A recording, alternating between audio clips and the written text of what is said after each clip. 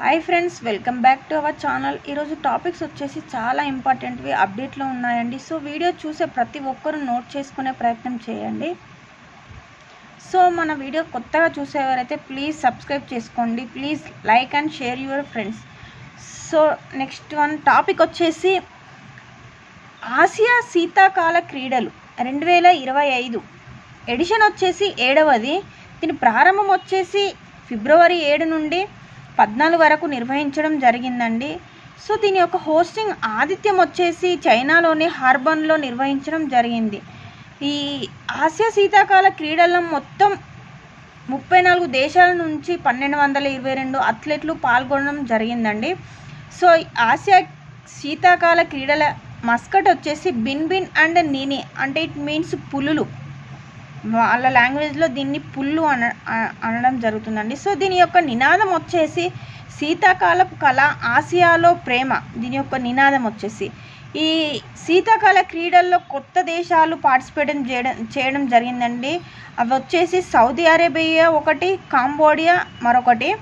మన భారత్ నుండి 59 మంది అథ్లెట్లు పాల్గొన్నా కూడా ఒక్క పథకం కూడా ఇందులో సాధించడం లేదండి. ఒక్క పథకం కూడా మన భారత్కి రాలేదు. సో మనం ఇప్పుడు పథకాల పట్టికను చూసినట్టయితే ఫస్ట్ వన్ వచ్చేసి చైనా పథకాల పట్టికలో ముందంజలో ఉంది. సెకండ్ వచ్చేసి దక్షిణ కొరియా, థర్డ్ వన్ వచ్చేసి జపాన్, ఫోర్త్ వన్ వచ్చేసి కజకిస్తాన్, ఫిఫ్త్ వన్ వచ్చేసి ఫిలిప్పైన్స్. ఓకే, దేశాల వారీగా పథకాలు చూసుకున్నట్లయితే చైనాకి స్వర్ణాలు వచ్చేసి 32 పథకాలు రావడం జరిగింది. రజతాలు వచ్చేసి 27 పథకాలు రావడం జరిగింది. కాంస్యాలు వచ్చేసి 27 పథకాలు రావడం జరిగిందండి. సో మొత్తం మీద చైనాకు 29 పథకాలు రావడం జరిగింది. ఇది 85 పథకాలు రావడం జరిగింది. సో చైనా 85 పథకాలతో ముందంజలో ఉండడం జరిగిందండి. నెక్స్ట్ వన్ వచ్చేసి దక్షిణ కొరియా. దక్షిణ కొరియాకు స్వర్ణాలు వచ్చేసి 16, రజతాలు వచ్చేసి 15, కాంస్యాలు వచ్చేసి 14. మొత్తంగా దక్షిణ కొరియా వచ్చేసి 45 పథకాలతో ద్వితీయ స్థానంలో నిలవడం జరిగిందండి. నెక్స్ట్ వన్ వచ్చేసి జపాన్కి స్వర్ణాలు వచ్చేసి 10, రజతాలు వచ్చేసి 12, కాంస్యాలు వచ్చేసి 15. మొత్తంగా జపాన్ యొక్క దేశం 37 పథకాలతో 3వ స్థానంలో నిలవడం జరిగిందండి. నెక్స్ట్ వన్ వచ్చేసి కజకిస్తాన్కి స్వర్ణాలు వచ్చేసి 4, రజతాలు వచ్చేసి 9, కాంస్యాలు వచ్చేసి 7. మొత్తం కజకిస్తాన్ వచ్చేసి 20 పథకాలతో 4వ స్థానంలో నిలవడం జరిగిందండి. ఫిలిప్పైన్స్ ఫిఫ్త్ వన్ వచ్చేసి స్వర్ణాలు 1, రజతాలు ఏం రాలేదండి, కాంస్యాలు కూడా రాలేదు. ఓవరాల్గా ఫిలిప్పైన్స్కి వచ్చేసి 1 పథకం సాధించి 5వ స్థానంలో నిలవడం జరిగింది. మన భారత్కి ఇందులో 1 పథకం కూడా రాలేదండి. సో నెక్స్ట్ వచ్చేసి ఇది 7వ సో నెక్స్ట్ వన్ వచ్చేసి 10వ ఎడిషన్ వచ్చేసి 2029లో సౌదీ అరేబియాలో నిర్వహించడం జరుగుతుందండి. సో 10వ ఎడిషన్ని ఈ క్రీడల భాగంగా అనౌన్స్ చేయడం జరిగింది. సో నెక్స్ట్ వన్ వచ్చేసి అర్జెంటీనాలో మైనర్లకు లింగ మార్పిడిపై నిషేధం నిర్వహించడం జరిగిందండి. సో అర్జెంటీనాలో మైనర్లకు లింగ మార్పిడి శస్త్రచికిత్సలు, హార్మోన్ థెరపీపై నిషేధం విధించడం జరిగింది. సో తల్లిదండ్రుల సమ్మతితో దీన్ని అనుమతించే చట్టాన్ని 2012 చట్టాన్ని అధ్యక్షుడు జేవియర్ మిలే రద్దు చేయడం జరిగిందండి. నెక్స్ట్ వన్ వచ్చేసి మహిళా జైలులో ట్రాన్స్ మహిళలను ఉంచకూడదని కూడా ఇందులో నిర్ణయం తీసుకోవడం జరిగింది. సో నెక్స్ట్ వన్ వచ్చేసి దేశంలో 100 గిగావాట్లు దాటిన సౌర విద్యుత్ సామర్థ్యం. సో మన దేశంలో సౌర విద్యుత్ సామర్థ్యం వచ్చేసి జనవరి 31, 2025 నాటికి 100.3 గిగావాట్లను దాటడం జరిగిందండి. సో 2030 నాటికి శిలాజేతర ఇంధన సామర్థ్యం 500 గిగావాట్లుగా భారత్ లక్ష్యం పెట్టుకోవడం జరిగింది. సో పునరుత్పాదక ఇంధన వనరులలో సౌర విద్యుత్ వచ్చేసి పవన విద్యుత్, జల విద్యుత్, పవన శక్తి వంటివి ఉన్నాయి. సో ఇందులో సౌరశక్తి వాటా వచ్చేసి 47% ఉంది. 2014లో దేశంలో మొత్తం సౌర విద్యుత్ సామర్థ్యం వచ్చేసి 2.8 గిగావాట్లుగా ఉండడం జరిగిందండి. సో చాలా ఇంపార్టెంట్ అండి. సైన్స్ అండ్ టెక్నాలజీ పరంగా అయినా ఎకానమీ పరంగా అయినా అడగడం జరుగుతుంది. సో నెక్స్ట్ వన్ వచ్చేసి 12వ వరల్డ్ గవర్నమెంట్స్ సమ్మిట్ 2025 ఎడిషన్ వచ్చేసి 12. దీని యొక్క ప్రారంభం వచ్చేసి ఫిబ్రవరి 11 నుంచి 13 వరకు నిర్వహించడం జరిగిందండి. హోస్టింగ్ ఆతిథ్య దేశం వచ్చేసి దుబాయ్లో నిర్వహించడం జరిగింది. సో 2025 యొక్క వరల్డ్ గవర్నమెంట్ సమ్మిట్ యొక్క థీమ్ వచ్చేసి షేపింగ్ ఫ్యూచర్ గవర్నమెంట్స్. దీని యొక్క నిర్వహణ వచ్చేసి యుఏఈ క్యాబినెట్ వ్యవహారాల మంత్రి మరియు ప్రపంచ ప్రభుత్వాల సమ్మిట్ చైర్మన్ అయినటువంటి మహమ్మద్ అబ్దుల్లా ఆల్ గెర్గానీ గారు ఈ సమ్మిట్ను నిర్వహించడం జరిగిందండి. దీని యొక్క ముఖ్య ఉద్దేశం వచ్చేసి గ్లోబల్ గవర్నెన్స్కు సంబంధించిన సమస్యలను చర్చించడం కోసం వివిధ దేశాల ప్రభుత్వాలు వ్యాపార కార్యనిర్వాహకులను ఒకచోట చేర్చడం దీని యొక్క ముఖ్య ఉద్దేశం. అంటే గ్లోబల్ గవర్నెన్స్కు సంబంధించిన ఎటువంటి సమస్యనైనా చర్చించవచ్చు. దీనిలో వివిధ దేశాల ప్రభుత్వాలు, వ్యాపార కార్యనిర్వాహకులు వీరందరినీ కలిపి ఒక చోట చేర్చడం కోసం ఈ సమ్మిట్ను నిర్వహించడం జరిగిందండి. నెక్స్ట్ వన్ వచ్చేసి బ్రెజిల్ వేదికగా 17వ బ్రిక్స్ సమావేశం.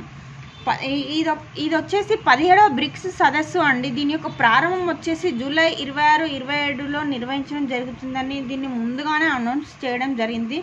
దీని యొక్క హోస్టింగ్ ఆతిథ్య దేశం వచ్చేసి రియో డి జనైరోలో నిర్వహించడం జరిగింది. ఇది బ్రెజిల్లో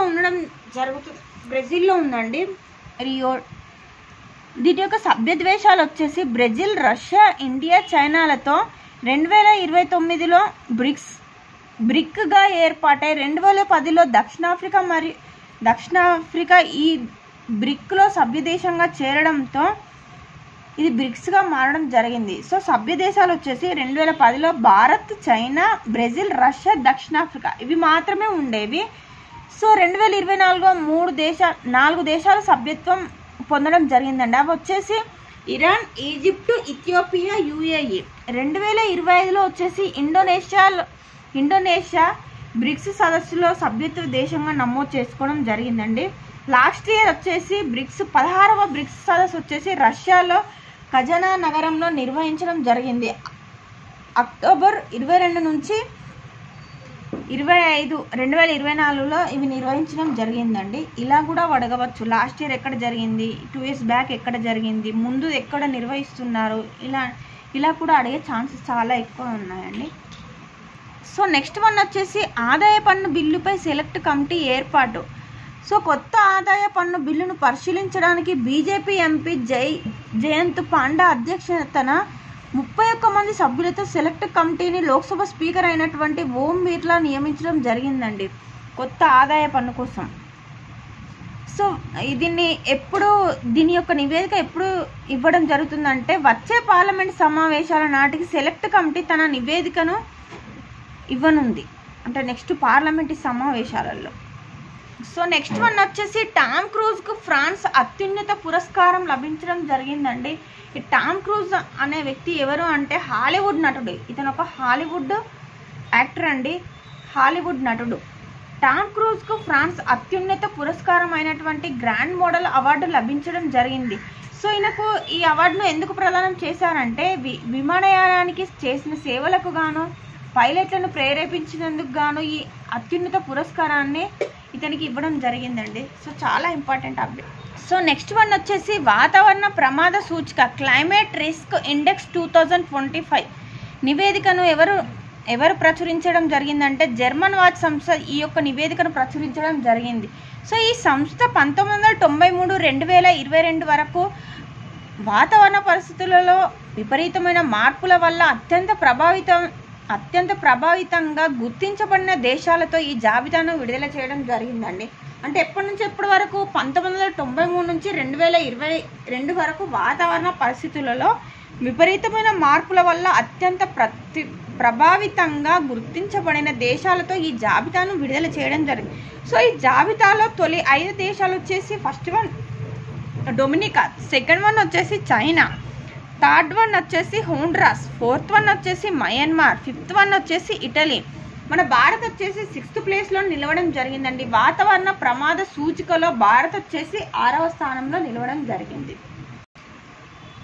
సో నెక్స్ట్ వన్ వచ్చేసి టాటా సన్స్ చైర్మన్ చంద్రశేఖరన్కు బ్రిటన్ నైట్హుడ్ పురస్కారం లభించడం జరిగిందండి. కింగ్ చార్లెస్ నుండి the Most Excellent Order of the British Empire పురస్కారాన్ని చంద్రశేఖరన్కు ప్రదానం చేయడం జరిగింది. సో ఇతనికి ఎందుకు ప్రదానం చేశారంటే భారత్ మరియు బ్రిటన్ దేశాల మధ్య వ్యాపార సంబంధాల విషయంలో అందిస్తున్న సేవలకు గాను ఈ అవార్డును బ్రిటన్ ప్రభుత్వం ఇతనికి ప్రకటించడం జరిగిందండి. ఇతను Tata Sons chairman Chandrasekaran. So next one వచ్చేసి గ్రీస్ అధ్యక్షుడిగా కాన్స్టాంటైన్ టస్సాలాస్. గ్రీస్ పార్లమెంట్కి జరిగిన ఓటింగ్లో ఈయన 300 ఓట్లకు గాను 160 ఓట్లు సాధించి విజేతగా నిలవడం జరిగింది. సో ఇతను వచ్చేసి గ్రీస్ తొలి మహిళా అధ్యక్షురాలైనటువంటి క్యాటరీనా సకెల్లా రోపౌల్ స్థానంలో ఇతను ఎన్నిక కావడం జరిగిందండి. సో నెక్స్ట్ వన్ వచ్చేసి భారత్ ఫ్రాన్స్ దేశాల మధ్య కుదిరిన పలు ఒప్పందాలు. ప్రధాని మోదీ మరియు ఫ్రాన్స్ అధ్యక్షుడు ఇమ్మాన్యుయల్ మాక్రాన్తో ఇరు దేశాల మధ్య వాణిజ్యం, పెట్టుబడుల రంగాల్లో ద్వైపాక్షిక సంబంధాలను మరింత బలోపేతం చేసుకోవడానికి పలు ఒప్పందాలు చేసుకోవడం జరిగిందండి. సో ఈ కీలక రంగాల్లో కుదిరిన ఒప్పందాలు వచ్చేసి సైన్స్ అండ్ టెక్నాలజీ పరంగా కొన్ని ఒప్పందాలు కుదిరాయి, అంతర్జాతీయ వ్యాపార పరంగా కొన్ని ఒప్పందాలు కుదరడం జరిగిందండి. సో అందులో సమ్ టాపిక్స్ వచ్చేసి భారత్ ఫ్రాన్స్ కృత్రిమ డిక్లరేషన్పై 2 దేశాలు ఒప్పందంపై సంతకం చేయడం జరిగిందండి. సో భారత్ ఫ్రాన్స్ నవకల్పన సంవత్సరం 2026 లోగోను కూడా ఈ ఒప్పందంలో భాగంగా విడుదల చేయడం జరిగింది. నెక్స్ట్ వన్ వచ్చేసి ఇండో ఫ్రెంచ్ డిజిటల్ సైన్సెస్ కేంద్రం ఏర్పాటు కోసం ఫ్రాన్స్కు చెందిన National Institute for Research in Computer Science and ఆటోమేషన్లు ఒప్పందంపై సంతకాలు చేయడం జరిగిందండి. నెక్స్ట్ వన్ వచ్చేసి ఫ్రాన్స్కు చెందిన స్టార్టప్ ఇంక్యుబేటర్ స్టేషన్ ఎఫ్లో 10 భారతీయ పరిశ్రమలకు ఆతిథ్యం ఇచ్చేలా ఒప్పందాలు కూడా కుదుర్చుకోవడం జరిగిందండి. సో అంతర్జాతీయ పరంగా చాలా ఇంపార్టెంట్ అప్డేట్ అండి. సో నెక్స్ట్ వన్ వచ్చేసి లోక్సభ అనువాద సేవలను మరో 6 భాషలకు విస్తరణ చేయడం జరిగిందండి. సో ఇప్పటి వరకు లోక్సభలో అస్సామీ, బెంగాలీ, గుజరాతీ, కన్నడ, మలయాళం, మరాఠీ, ఒడియా, తమిళం, తెలుగు, హిందీ మరియు ఇంగ్లీష్ వంటి మొత్తం 10 భాషల్లో అనువాద సేవలు అందుబాటులో ఉండడం జరిగింది. సో ఇప్పటి నుంచి ఇటీవల ఈ 10 భాషలకు అదనంగా బోడో, డోగ్రీ, మైథిలి, మణిపూరి, సంస్కృతం మరియు ఉర్దూ మొత్తం 6 భాషలకు గాను అనువాద సేవలను విస్తరింపజేస్తున్నట్లు లోక్సభ స్పీకర్ ఓం బిర్లా ప్రకటించడం జరిగిందండి. ఇది చాలా ఇంపార్టెంట్ అంటే పాలిటీ పరంగా చాలా ఇంపార్టెంట్ అప్డేట్స్. సో అందరూ నోట్స్ రాసుకునే ప్రయత్నం చేయండి. నెక్స్ట్ వన్ వచ్చేసి ద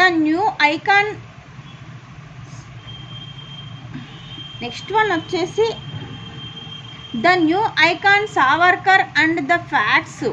దీని యొక్క రచయిత వచ్చేసి అరుణ్ శౌరి. దీని ఏ యొక్క సంస్థ ప్రచురించడం జరిగింది అంటే పెంగ్విన్ ర్యాండమ్ హౌస్ అనే సంస్థ ఈ యొక్క బుక్ని పబ్లిష్ చేయడం జరిగింది.